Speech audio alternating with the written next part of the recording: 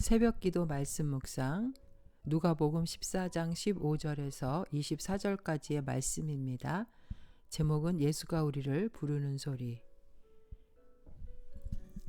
함께 먹는 사람 중에 하나가 이 말을 듣고 이르되 무릇 하나님의 나라에서 떡을 먹는 자는 복되도다 하니 이르시되 어떤 사람이 큰 잔치를 베풀고 많은 사람을 청하였더니 잔치할 시각에 그 청하였던 자들에게 종을 보내어 이르되 오소서 모든 것이 준비되었나이다 하매 다 일치하게 사양하여 한 사람은 이르되 나는 밭을 샀음에 아무래도 나가보아야 하겠으니 청컨대 나를 양해하도록 하라 하고 또 한 사람은 이르되 나는 소 5겨리를 샀음에 시험하러 가니 청컨대 나를 양해하도록 하라 하고 또 한 사람은 이르되 나는 장가 들었으니 그러므로 가지 못하겠노라 하는지라 종이 돌아와 주인에게 그대로 고하니 이에 집 주인이 노하여 그 종에게 이르되 빨리 시내의 거리와 골목으로 나가서 가난한 자들과 몸 불편한 자들과 맹인들과 저는 자들을 데려오라 하니라.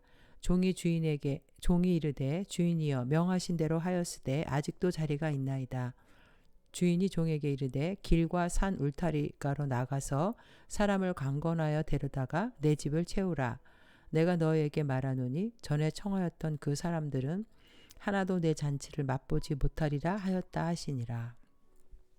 오늘 본문 누가복음 14장 15절에서 24절까지의 말씀은 천국 잔치의 초대장을 보낸 하나님이십니다.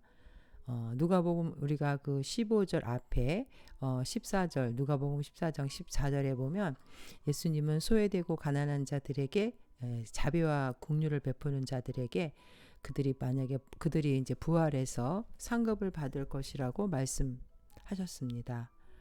그러자 15절에 오늘 함께 먹는 사람 중에 하나가 이 말을 듣고 이르되 무릇 하나님의 나라에서 떡을 먹는 자는 복되도다 하니 유대인 중에서 이 한 사람은 자신 있게 하나님 나라에서 떡을 먹는 자가 복되도다라고 말한 것에 대해서 예수님은 그 하나님 나라의 잔치에 참여할 자가 누구인지를 오늘 본문을 통해서 말씀하고 계시는 겁니다.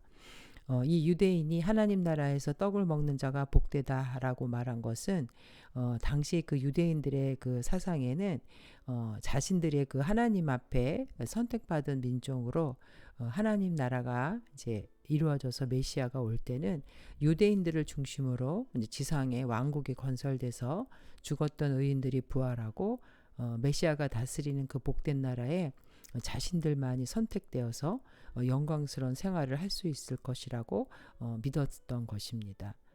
즉 하나님 나라의 잔치에는 유대인 자신들만이 당연히 참여할 수 있다라고 생각한 것이죠.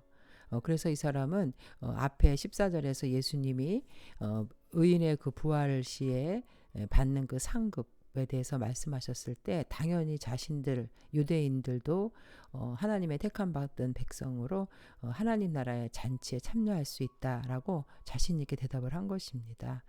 그러나 예수님은 이 사람의 의도를 충분히 꿰뚫고 계셨기 때문에 천국 잔치에 들어갈 자는 그런 자가 아니라는 것을 말씀해 주기 위해서 천국 그 잔치를 잔치로 비유해서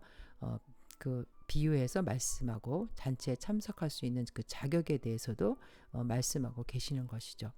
16절에 보면은 이르시되 어떤 사람이 큰 잔치를 베풀고 많은 사람을 청하였더니 여기서 큰 잔치는 바로 이제 천국 잔치를 비유하는 건데 이 천국 잔치에 참여할 수 있는 자는 이 유대인처럼 스스로 자신이 아브라함의 자손으로 구원받았다라고 자부하는 유대인이 아니라는 것입니다. 오히려 하나님의 사랑과 그 은혜에 대해서 그 부름에 응답하는 자들이 이 천국 잔치에 다 들어갈 수 있는 자라고 말씀하고 계시는 것입니다. 여기 비유로 말씀하신 거에서 큰 잔치는 바로 천국 잔치를 비유한 것이고 여기서 주인은 하나님을 또 종 가운데서 처음 보내진 종은 구약의 선지자들을 말하고 나중에 보내진 종은 바로 예수 그리스도를 여기서 말하고 있는 것입니다. 17절에 잔치할 시각에 그 청하였던 자들에게 종을 보내어 이르되 오소서 모든 것이 준비되었나이다 하매 다 일치하게 사양하여 한 사람은 이르되 나는 밭을 샀음에 아무래도 나가 보아야 하겠으니 청컨대 나를 양해하도록 하라. 또 한 사람은 이르되 나는 소 5겨리를 샀음에 시험하러 가니 청컨대 나를 양해하도록 하라. 또 한 사람은 이르되 나는 장가 들었으니 그러므로 가지 못하겠노라 하는지라. 여기서 제일 먼저 초청된 자는 바로 유대인들을 말합니다. 당시 그 풍습으로는 잔치에 미리 주인이 초대를 하고 그리고 나서 준비가 다 되면 다시 또 종들을 보내서 그들을 데리고 오게 했습니다. 근데 이들은 다 여러 가지 이유를 대면서 거절을 했는데 결국 그 내용들은 다 자신들의 그 기득권을 지키고 자신들의 어떤 육체적인 그 욕구를 충족시키는 데 바빠서 하나님께서 선지자들을 보내어 초대하고 이제 때가 돼서 예수님을 보내어 천국잔치에 초대했음에도 불구하고 그 복음을 거절한 것을 여기서 말하고 있는 것입니다. 여기 17절에 잔치를 시작하기 전에 당시 이제 예비적인 처음으로 이제 초청을 하게 되는데 유대인들은 이 처음에 주인이 초청을 하고 나서 그 다음에 또 두 번째 초청을 다시 하게 됩니다. 왜냐하면 처음에 초청했을 때 이 사람들이 거절했다라는 그 언급이 없는 것을 보아서 잔치에 초대된 모든 사람은 이 초청을 수락했는데 잔치에 참석할 것을 알린 거죠. 그래서 이제 다시 한번 종을 통해서 이중 초청을 했는데 이 사람들은 일단 처음에는 초대에 응했지만 나중에는 두 번째 초청을 다 거절한 것이죠. 근데 사실 이 당시에 두 번째 초청에 거절했다라는 거는 이거는 그 초청한 사람에 대한 그 적대감을 표현하는 행위로 인식이 되었다고 합니다. 그래서 주인이 여기서 화가 났다라고 말을 하고 있는 거죠. 근데 그들이 다 여기서 일치하게 사용하였다 18절에 보면은 완곡한 그 거절을 말하는데 일치하게라는 말은 다 마음이 같은 상태로 여기 세 경우 다 잔치를 거절하는 사람들이 마치 자신들이 공모라도 하듯이 미리 짜고 복음을 거절한 것을 여기서 얘기합니다. 왜냐하면 밭을 샀기 때문에 초청을 거절하는데 사실 밭을 사기 전에 미리 보지도 않고 이미 샀다라는 거는 그거는 변명에 불과한 거죠. 미리 가서 다 보고 그 밭이 좋은지 나쁜지 위치는 어딘지 그걸 미리 보고 나서 사야 되는데 이 사람들은 보면은 이미 밭을 샀다고 얘기하고 있습니다. 밭을 샀음에 아무래도 나가 보여야 하겠다. 또 한 사람은 소 5겨리, 소를 5쌍, 소 5쌍을 샀는데 이미 샀어요. 그리고 나서 시험을 하러 간다는 것도 이것도 말이 안 되는 거죠. 이 사람들은 다 그 사양하는 것들이 그 변명을 하고 있는 것을 얘기하고 있는 거예요. 그리고 장가를 들었다. 이것도 구차한 변명에 불과한 거죠. 더 앞에 두 경우에 거절한 것보다 더 구차한 변명인데 당시에 그 남자가 결혼했을 때는 전쟁이나 군대 같은 경우 1년간 면제해 주는 것을 보장하고 있지만 잔치 초대에 참석을 금하는 것은 없었고 오히려 더 그 신부를 기쁘게 해주기 위해서 잔치에 참가를 해야 되는데 그런 핑계를 대면서 이 주인의 그 잔치 초청에 거절하고 있는 것입니다. 당시 이 여기에서 제일 먼저 초청된 이 유대인들은 이처럼 예수님이 이 땅에 오셔서 복음을 증거했을 때 그들은 자신들의 어떤 그 외식적인 신앙과 교만한 마음 때문에 다 복음을 거절한 것이었습니다.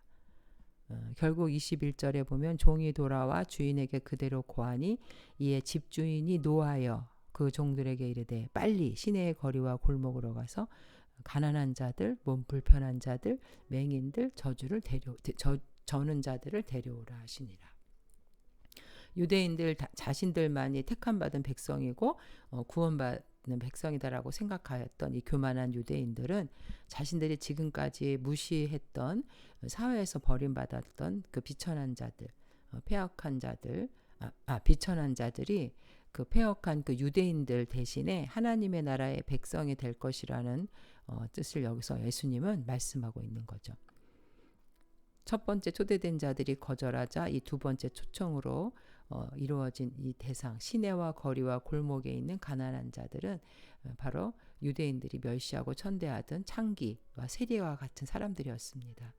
이들은 자신의 영혼의 궁핍함과 비참함을 알고 죄인 되었다는 그 애통함으로 예수님의 복음을 받아들인 자들입니다. 그런데 22절에 보면 또 종이 이르되 주인이여 명하신 대로 하였으되 아직도 자리가 있나이다. 주인이 종에게 이르되 길과 산 울타리로 나가서 사람을 강건하여 데려다가 내 집을 채우라. 내가 너에게 말하노니 전에 청하였던 그 사람들은 하나도 내 잔치를 맛보지 못하리라 하였다 하시니라. 여기서 아직도 자리가 비었다고 해서 세 번째 초청이 이루어지는데 이제 이 대상은 바로 이방인들을 말하고 있습니다. 유대인들은 이방인을 생각할 때 지옥의 불쏘시개다 이렇게 저주하면서 이방인들을 무시하고 천시했지만 결국 하나님께서는 이 이방인들에게도 복음을 전하고 그들을 초청했던 것이죠. 이렇게 하나님 나라의 초청 대상은 일부 민족에게만 국한되는 것이 아니라는 것을 오늘 말씀을 통해서 알 수 있죠. 하나님 나라의 초청에 응한 자들은 모두 하나님 나라에 들어갈 수 있다는 것입니다. 그리고 아직도 자리가 비었다라는 것은 이 잔치의 규모가 상당히 크다는 것을 얘기하고 있는 것이죠. 하나님 나라는 그 하나님 나라의 크기가 무한하다는 것은 선택받은 그 백성들이 누릴 축복의 영역이 지극히 광대하다는 것을 말씀하고 있습니다.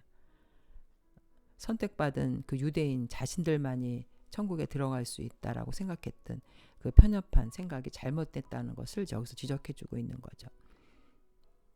세 번째 이 비유에서 누가는 바로 이 하나님의 초청을 통해서 유대인의 완악함 그리고 유대인의 그 소외된 자와 이방인에 대한 어떤 천시, 무시하는 것들 이런 것들이 여기서 다 나오고 있고 오늘 말씀의 주제는 바로 소외된 자와 이방인에 대해서 집중적으로 이 누가복음의 기자는 누가는 관심을 갖고 쓰고 있는 것입니다.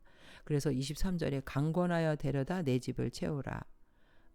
계속해서 여기서는 채울 것을 명령하는 것을 말씀합니다. 하나님의 나라가 다 차기 전까지는 계속해서 사람들을 데려오는 것을 멈추지 말라는 것이죠. 정말 이제 예수 믿고 구원받은 우리들은 이 전도자의 그 사명을 계속해서 충성되이 감당해야 된다는 것입니다. 사실 우리도 예수님의 부름을 입은 자로서 은혜 받을 자격이 없는 죄인들이죠. 그러나 주님께서 불러주셨기 때문에 우리는 정말 값없는 그 주님의 사랑, 무한 조건 없는 그 주님의 사랑을 우리는 받아들인 자들인 것입니다. 여기서 24절에 내가 너에게 말하노니 전에 청하였던 그 사람들은 하나도 내 잔치를 맛보지 못하리라 하였다 하시니라. 이제 그 복음 초청에 거절한 자들이 받게 될 비참한 운명, 영원한 지옥의 형벌 많이 남았다는 것이죠. 여기서 잔치의 주인은 바로 예수님입니다. 그래서 그 예수님의 초대가 없이는 아무도 그 잔치에 들어갈 수가 없죠. 복음을 먼저 거부한 유대인은 물론 이방인들일지라도 그들도 복음을 거절하면 결국 하나님께로부터 버림을 받을 수밖에 없습니다.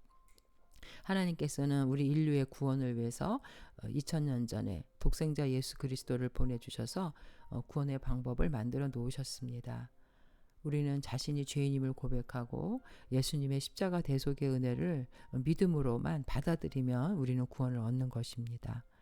사도행전 4장 12절에도 다른 이로서는 구원을 받을 수 없나니 천하 사람 중에 구원을 받을 만한 다른 이름을 우리에게 주신 일이 없음이라 하였더라. 하나님은 끊임없이 우리에게 두 손과 두 팔을 벌려 집 나간 자식이 돌아오기만을 기다리는 부모의 심정으로 기다리고 계십니다. 하나님은 죄로 인해 영원한 형벌을 받아야 할 우리 인간의 그 고통을 아시고 안타까운 심정으로 우리를 지금도 부르고 계십니다. 그러나 어리석은 인간들은 세상의 일로 바쁘다는 핑계로 하나님의 초청을 거절하고 있는 것입니다. 이사야 55장 1절에서 3절 오라 너희 목마른 자들아 물로 나오라. 돈 없는 자도 오라. 너희는 와서 사 먹되 돈 없이 값 없이 와서 포도주와 젖을 사라. 너희가 어찌하여 양식이 아닌 것을 위하여 은을 달아주며 배부르게 하지 못할 것을 위하여 수고하느냐. 내게 듣고 들을지어다. 그리하면 너희가 좋은 것을 먹을 것이며 너희 자신들이 기름진 것으로 즐거움을 얻으리라. 너희는 귀를 기울이고 내게로 나와 들으라. 그리하면 너희의 영혼이 살리라. 내가 너희를 위하여 영원한 언약을 맺으리니 곧 다윗에게 허락한 확실한 은혜니라. 여기서 포도주와 젖, 또 영혼이 살리라, 다윗에게 허락한 확실한 은혜, 이 모두 예수님이 이 땅에 오셔서 전한 복음을 말씀하고 있습니다. 복음을 통해서 예수님을 영접하면 우리는 영원한 생명을 얻게 된다는 것이죠. 주님의 초청을 거절한 그 어리석고 불쌍한 유대인들을 통해서 우리가 깨달아야 될 것은 우리는 그저 보잘것없는 죄인이고 이 죄인을 위해서 십자가 지신 그 예수님, 그 고난을 통해 만들어주신 그 영원한 생명을 하나님께서 우리에게 질문하십니다. 이 선물을 너가 받겠느냐? 그럴 때 우리가 할 수 있는 것은 그저 두 손을 내밀어 감사합니다 라고 그 영원한 생명을 받을 수밖에 없다는 것입니다. 하루가 천년같이 오늘도 우리를 위해 두 손을 벌려 모든 인류가 구원받기를 기다리시는 그 주님의 십자가의 사랑에 우리는 아멘으로 응답하며 하나님께 영광 올려 돌리는 귀한 주님의 자녀들이 다 되시기를 주님의 이름으로 축원드립니다. 아멘.